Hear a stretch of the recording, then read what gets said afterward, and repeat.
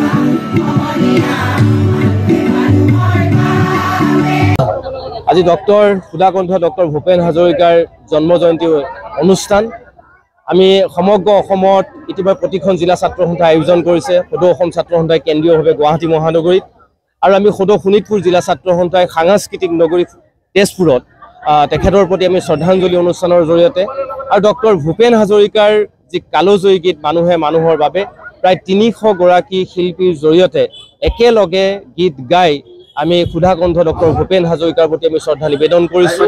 আৰু তাৰ লগে লগে এই পবিত্ৰ মুহূৰ্তত আমি উপস্থিত হৈ উপলব্ধি হৈছে যে ডক্টৰ ভূপেন হাজৰিকাৰ অসমৰ সাহিত্য সংস্কৃতিলৈ সংগীত জগতলৈ যিসমূহ বৰঙণি আগবঢ়াইছিল তেখেতৰ যি সৃষ্টিৰাজি এই সৃষ্টিৰাজি নতুন প্ৰজন্মৰ মাজত আমি সংৰক্ষণ কৰিব লাগিব, নতুন প্ৰজন্মৰ মাজত বিলাই দিবৰ কাৰণে নিশ্চয় আমি সংকল্পবদ্ধ হৈছোঁ। সদৌ শোণিতপুৰ জিলা ছাত্ৰ সন্থাৰ উদ্যোগত আমি তেজপুৰ আঞ্চলিক ছাত্ৰ সন্থা আৰু স্থানীয় শ্বহীদ বেদীৰ প্ৰাংগণত সুধাকণ্ঠ ডক্টৰ ভূপেন হাজৰিকাৰ আজি জন্ম শতবাৰ্ষিক আমি দিনজোৰা কাৰ্যসূচীৰে উদযাপন কৰিছোঁ। ইতিমধ্যে সুধাকণ্ঠ ডক্টৰ ভূপেন হাজৰিকাৰ কালজয়ী গীত মানুহে মানুহৰ বাবে ইতিমধ্যে তেজপুৰ শিল্পী সমাজৰ আই মাতৃসকলে প্ৰায় ২০০ গৰাকী অধিক শিল্পী আই মাতৃসকলে খুব সুন্দৰভাৱে গীত পৰিৱেশন কৰিলে। আমি তেখেতসকলক অশেষ ধন্যবাদ জ্ঞাপন কৰিছোঁ।